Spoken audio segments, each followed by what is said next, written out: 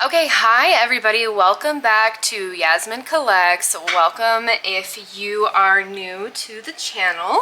Today I have a DVD player video for you guys.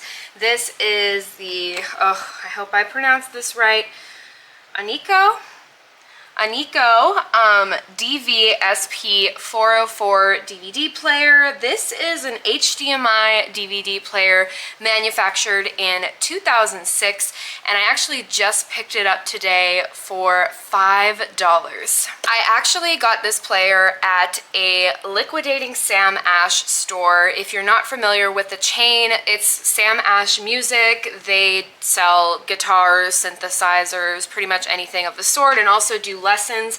And unfortunately, the whole brand is going under and closing, so all of their stores are being liquidated, and I had a chance to stop by one of my local stores that is in the same boat. I found this in a really interesting back room. I'll insert a picture here because the design is really cool. It was like this mirrored casing 80s area with a bunch of different levels to it.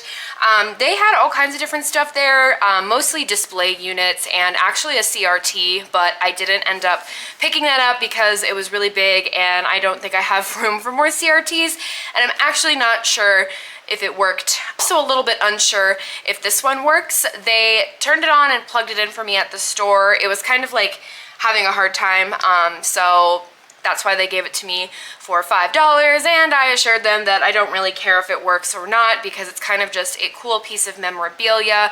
I have fond memories of that store. My partner and I used to go there and just kind of mess around and check out all the cool instruments that they had, so it's always nice to get a piece of memorabilia. I pretty much do this with any liquidating store these days. I try to purchase a fixture or something small, and this was absolutely perfect for Yasmin Collects. I also think it is really interesting that this 2006 model has the HDMI upconversion. It also has Dolby Digital, DTS, and whatever DivX is. You know how it goes with these little stickers and features and things like that. Very simple. We have fast forward and rewind. We have a stop, a pause, a play, open, close, and then over here we just have a couple other buttons. These are actually menu navigation buttons, which is great to have because this unit, like many of the DVD players that I see, did not come with a remote. Here is the back of the unit. You see your HDMI port. We also have S-Video, digital coax, which is pretty cool. All of our component and composite inputs, which is also great to have both of those. We have the name of the player here, manufacture date of June 2006, and then of course the power cable as well. So this is pretty cool. And also, I kind of wish I got more of these, but they are pretty old, so I just got one.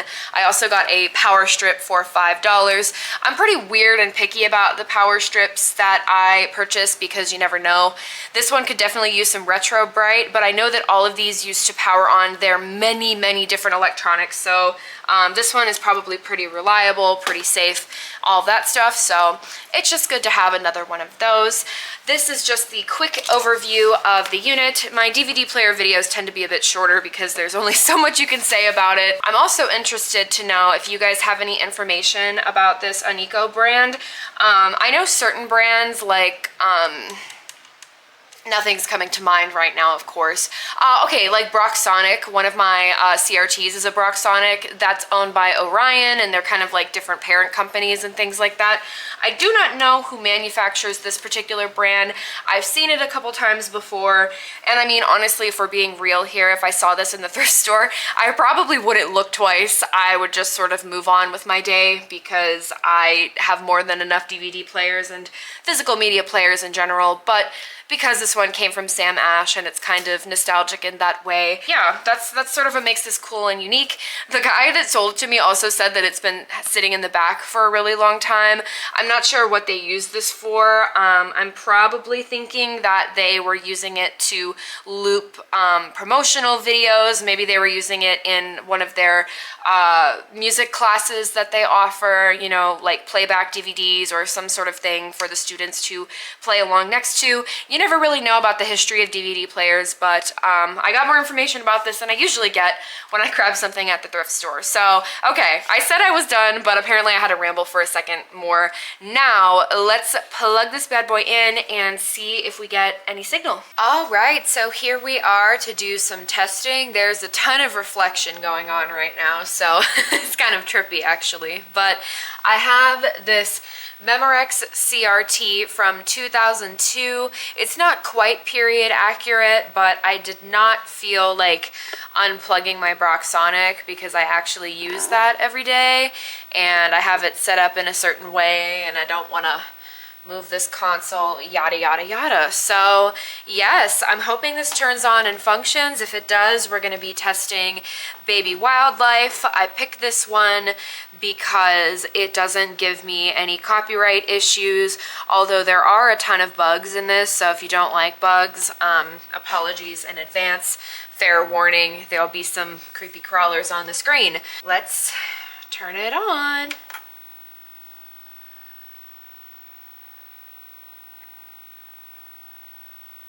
Did I plug it in? Yes, okay.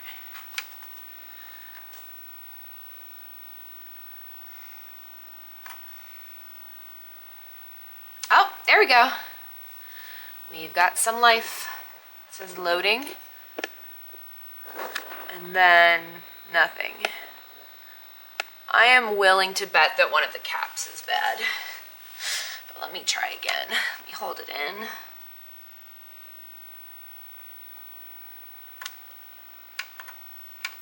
Oh. No. The on button is not very responsive. No.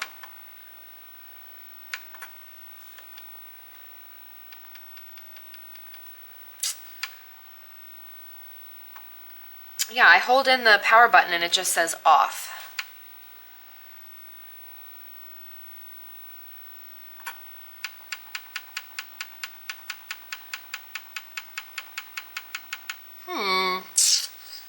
Something's not right. Oh, loading. Is there a disc stuck in here? Is that the problem?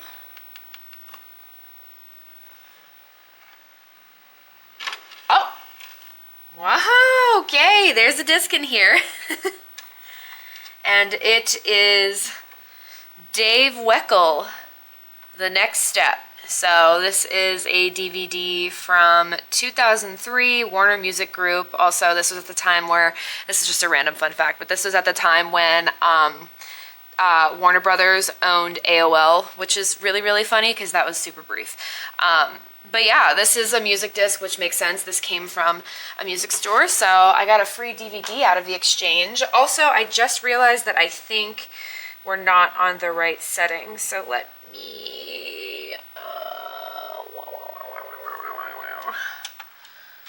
There we go. Okay. And now we've got life. I'm gonna close my curtains though so we can actually see this. I know you can do better than that. Okay, this is what we'll do. I've got my iPhone 7 that I've been playing around with for unrelated reasons, and what we're gonna do is zoom out so y'all can see the player here. Okay, and then I will make my life harder by doing the B-roll on my iPhone. So this CRT is just like so hard to film for some reason, but here is the Onkyo logo, Imaginative Sight and Sound. This is a rather tiny logo, even by this CRT standard. So yeah, we got our disc though, our Baby Wildlife, so let me pop that in and see if we get some life.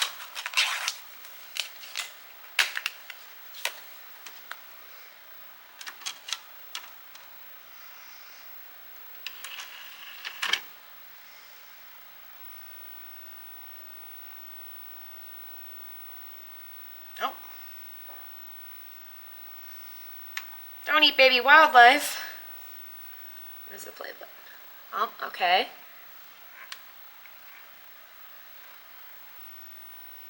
It seems like when it goes to play, it loses it loses the stamina. It's kind of like powering on, powering off as soon as it goes to load. Yeah, so we're getting like a power cycle sort of situation where whenever it goes to load the disc, it powers off, powers back on. Let me get my baby wildlife back if possible, because I really like this disc. Give me my disc back. Thank you. Okay, so that's not a problem. It's just a bit of a pain.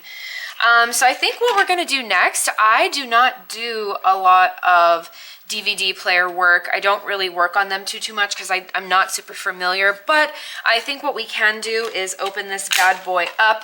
I didn't show you guys the bottom of it earlier, but I'll show you now. It looks pretty serviceable. Like we've got just a couple tiny little screws here, and then, you know, the little feet to take off as well. And I don't really know what these pointy things are, but maybe I can figure it out. I'm gonna try to get this casing open and see if we can just take a peek inside. I'd like to see if there's a cap going bad, or maybe the laser just needs cleaned, which I have never manually done it. I've only ever done like cleaning discs, which I know not the best option, but usually, you know, DVD players are a dime a dozen these days. It's not like a VCR where I have to be extra careful and, you know, baby it a little bit. You can find any DVD player anywhere. And I mean, really, this one is not that unique, but it's just kind of cool because it came from the Sam Ash, which also unfortunately means, though, this thing probably has like a ridiculous amount of hours on it, because I'm assuming, because when I went inside the store, or when I used to go to the store before they were liquidating, they would always have like music going or little videos or something like that. So I'm assuming that this disc was probably just like playing on loop.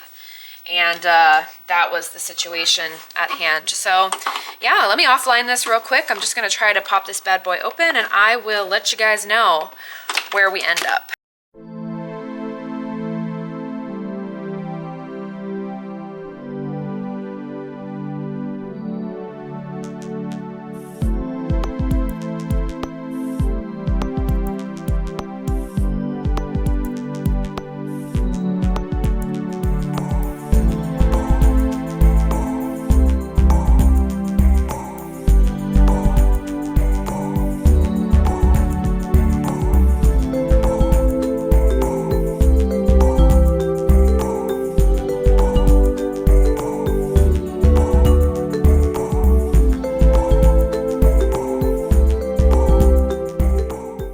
Several unscrews later, and here we are inside this DVD player. And also my question earlier about who made this brand, we've had that question answered. Orion strikes again. The ubiquitous Orion is also responsible for this unit, which also, fun fact, the inside of this CRT, this Memorex, is also an Orion tube, which is really, really interesting. So this is not a very compelling board, right? There's nothing super fun going on here. There is this giant cap though, and I don't know what that white stuff is. I'm assuming that that's just like supposed to be there. It's kind of oddly placed, but I'm thinking that's supposed to be there.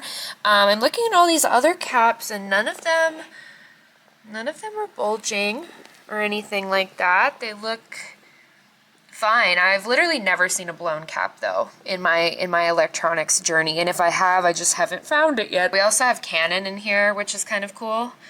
Little ribbon cables here, Canon. So my first instinct is to clean the laser. The problem is I don't really know how to get to it, is the thing. Little bit of progress made. We have the top casing removed, and I used 4 screws, or I unscrewed 4 screws to get the casing off here, because I thought that would help me get to the laser, which is above this thingy here. This has to come off in order for me to see and clean the laser, but I am so far not seeing an easy way to do that, because it looks like it is permanently, also just looking at this board here, it is permanently like etched into the side. Do you see how there's like not a place to clip here? Like this, I want this whole thing to come off, and I don't know if that's going to be possible. So hopefully the next clip will be this removed so I can actually look at this laser. Wasn't able to get to the laser, but I also think the shorting kind of issue, and I don't even know if it's shorting, but something's definitely happening. I don't think that it's probably related to the laser because this whole mechanism is really, really clean. I think something over here is going on. So let me insert the disc.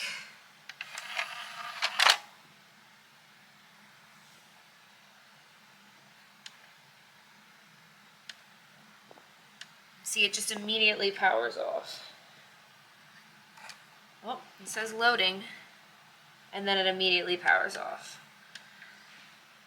I wonder if there was like a power surge or something, like a while ago, that kind of did something goofy to it. I definitely can't see what the problem is, but I'll give you guys a closer look in case anyone services DVD players.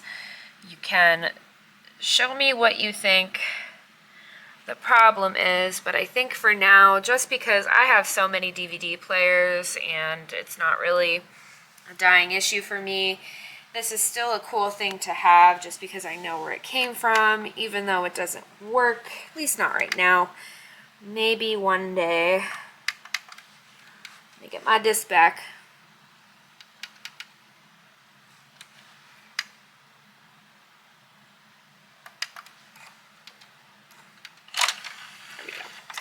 Maybe one day we can figure out what the problem is, but at least we also have a free disc. So if you guys like this video, I'd love for you to subscribe to my channel, Yasmin Collects. We do all sorts of retro techie type things on this channel, and I hope you enjoyed this video.